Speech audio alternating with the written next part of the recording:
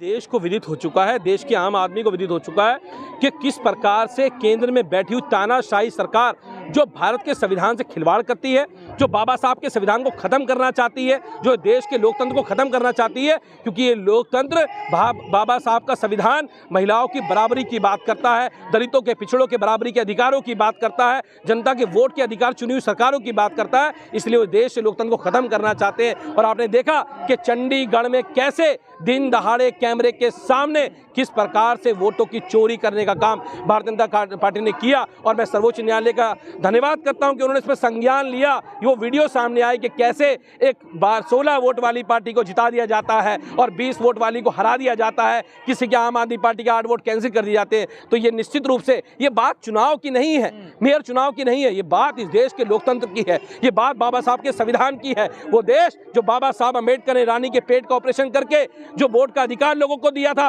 वो वोट की चुनी हुई सरकारों को खत्म करना चाहते हैं। वो तानाशाही करके इलेक्टेड रूप से नहीं, नॉमिनेट करके सरकार चलाना चाहते हैं। और हम देश के संविधान को खत्म नहीं होने देंगे। ये संविधान हमारी आत्मा है, अगर संविधान खत्म होगा तो हमारी हत्या हो जाएगी। ये संविधान की हत्या हम होने नहीं देंगे। सर, ईवीएम को लेकर के सवाल खड़े हो रहे हैं, तो ऐसे में ऐसी जो घटनाएं आ रही हैं वो और ज्यादा मजबूत करते हैं उन आरोपों को। देखिए, निश्चित रूप से इस देश का चुनाव आयोग जो निष्पक्ष रूप से काम करता था, आज चुनाव आयोग ले लो, ईडी ले लो, सीबीआई ले लो, सभी संवैधानिक संस्थाओं पे किस प्रकार से इस तानाशाही सरकार ने कब्जा कर लिया है। आज वो इलेक्शन कमीशन मोदी जी के इशारे पे काम करता है। अगर विपक्ष के लोग ईवीएम की बात करते हैं तो वो ईवीएम पे जवाब नहीं देता है। वो कहते हैं आप वीवीपैट की काउंटिंग करा दो, वो काउंटिंग नहीं कराता है। अरे अगर संशय है, अगर आपकी चुनाव प्रणाली में इस देश के एक व्यक्ति को भी संशय है, मैं विपक्ष की पार्टियों की बात नहीं कर रहा हूँ, अगर एक व्यक्ति को भी संशय है तो आप चुनाव आयोग का काम है कि वो निष्पक्ष रूप से उनके संशय को दूर करे। लेकिन चुनाव आयोग तो वो करता है जो भाजपा कहती है, जो भारतीय जनता पार्टी कहती है। तो मैं चुनाव आयोग को भी कहता हूँ, संवैधानिक संस्थाओं का दुरुपयोग करना बंद करो। ये ईडी और सीबीआई तोता मैने का दुरुपयोग करना बंद करो। ये तो लूट हो रही है सर, वोट की इस प्रकार। तो ये जनतंत्र की लूट है, ये जनता को लूटने का काम हो रहा है, लोकतंत्र को खत्म करने का काम हो रहा है, खुलेआम लूट हो रही है। लेकिन आज मैं तो कहता हूं कि आज तो मीडिया दिखाती नहीं है। आप लोग तो बहुजन मीडिया के लोग हो, आप इसको चलाओगे और इसको दिखाओगे भी। लेकिन आज इस प्रकार से लोकतंत्र की हत्या हो रही है। लोगों को सड़कों पे आना पड़ेगा, लोगों को घर से निकलना पड़ेगा। अगर नहीं निकले तो हमारे बाबा साहब का संविधान खत्म कर दिया जाएगा, इस देश का लोकतंत्र खत्म कर दिया जाएगा, इस देश में चुनी हुई सरकारों को खत्म कर दिया जाएगा। सबको निकलना पड़ेगा। ये किसी पार्टी की बात नहीं है, ये किसी प्रतिनिधि की बात नहीं है, ये देश के संविधान की बात है। विधायक जी, मीडिया चुप है इसमें बिल्कुल मामले पर।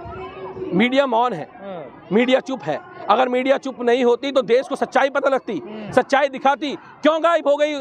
जो सुप्रीम कोर्ट ने कहा कि लोकतंत्र की हत्या हो रही है, माननीय सर्वोच्च न्यायालय ने कहा है कि लोकतंत्र की हत्या हो रही है, इससे बड़ी बात क्या हो सकती है? देश के संविधान को तार तार किया जा रहा है। लोगों को बाहर आना चाहिए, निकलना चाहिए और तानाशाही सरकार के खिलाफ आवाज उठानी चाहिए। अधिकारियों पर दबाव है क्या? अधिकारियों को तो आप दिल्ली में देख लीजिए, जो अधिकारी अच्छा काम करेगा वो अधिकारी अंडोमान निकोबार जाएगा, जो अधिकारी केजरीवाल जी के काम रोकेगा वो सेक्रेटरी बन के जाएगा डिपार्टमेंट का, जो चुनी हुई सरकार को परेशान करेगा वो तो अच्छी पोस्ट पे जाएगा, और जो चुनी हुई सरकार के साथ जो परेशान करने का काम करेगा वो अच्छी पोस्ट पे जाएगा, और जो नहीं परेशान करेगा बेचारा अंडोमान निकोबार जाएगा। तो किस प्रकार से संवैधानिक संस्थाओं पे कब्जा करने का काम इस मोदी सरकार ने करने का काम किया, देश देख रहा है। चुनाव आयोग अपनी अब सफाई देने लगा है, ईवीएम की जो बैन है उनको शहर शहर भेज रहा है दिखाने के लिए। देखिए, वो डेमो दिखाने से कुछ नहीं होगा।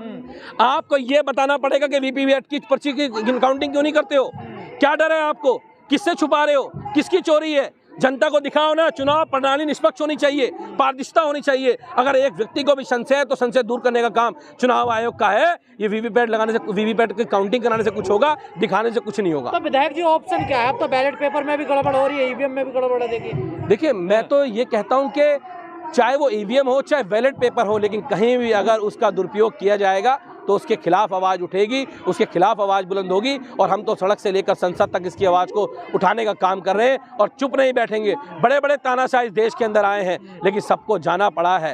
तानाशाही चलेगी नहीं, तानाशाही तो निकलेगी, चलेगा तो देश का संविधान, भारत का संविधान चलेगा। ये देश किसी और से नहीं चलेगा, देश के भारत का संविधान चलेगा। तो चंडीगढ़ में क्या दोबारा चुनाव होंगे मेयर के? मुझे लगता है कि सुप्रीम कोर्ट को डिसीजन देना चाहिए। जिसके पास 20 नंबर है, 20 नंबर वाला जीतेगा। 16 नंबर थोड़ी जीतेगा। लेकिन अंधभक्त जो अनपढ़ भाजपाई है, जो संघ की शाखा में पढ़ के आए हैं, उनको नहीं पता इस बारे में। उनको 16 वाला बड़ा दिखता है या 20 वाला बड़ा हमारी काउंटिंग में, सबको पता है। लेकिन जिस प्रकार से 8 वोटों को कैंसिल किया गया, चोरी पकड़ी गई है, और भारतीय जनता पार्टी का पूरे देश के सामने पर्दाफाश करने का काम आम आदमी पार्टी ने किया है। जो ईडी कार्रवाई कर रही है विपक्ष के नेताओं को, इसको कैसे देख रहे हैं आप? ईडी जो है वो मोदी जी के दो भाई, ईडी और सीबीआई। ईडी तो वहां जाती है जहां मोदी जी कहते हैं। मोदी जी कहेंगे लेफ्ट में जाओ, वो लेफ्ट में जाएगी, वो कहेंगे राइट में जाओ, राइट में जाएगी। आप सोचिए, ईडी 16-16 घंटे पूछ आती है भाई, घर पे किसी के घुस जाती है, 16 घंटे घर में रहती है, बाद में कुछ हाथ नहीं लगता है। सुप्रीम कोर्ट कहता है कि ईडी के पास कोई सबूत नहीं है, लेकिन उसके बाद भी लोग जेल के अंदर हैं। ये तानाशाही नहीं है तो क्या है? आप पीएमएलए लगाओगे, किसी के ऊपर भी लगा दोगे पीएमएलए, उसको जेल में रखोगे 2-2 साल तक। ये कहाँ का न्याय है? ये लोकतंत्र नहीं है, ये तो तानाशाही है, और तानाशाही का अंत जरूर होगा। ये सर इंडिया गठबंधन के जो नेता हैं उन पर ज्यादा दबाव बनाया जा रहा है, क्या वजह इंडिया गठबंधन डल गई है? देखिए, इंडिया गठबंधन जो है वो इस देश के लोगों की उम्मीद है, वो भारत के उन लोगों की उम्मीद है जो देश के संविधान से प्यार करते हैं, जो लोकतंत्र को कायम करना चाहते हैं, जो बेरोजगारी की बात करते हैं, महंगाई की बात करते हैं, किसानों की बात करते हैं। आज वो उनका गठबंधन है, और वो गठबंधन जिस मजबूती के साथ आगे बढ़ा, वो मोदी सरकार घबरा गई है। और उस गठबंधन के सबसे मजबूत नेता को है तो वो अरविंद केजरीवाल है। उनको डराना चाहती है, धमकाना चाहती है, लेकिन अरविंद केजरीवाल आंदोलन से निकल के आए हुए लोग हैं। हम आम आदमी पार्टी के लोग आंदोलन से निकल के आए हैं।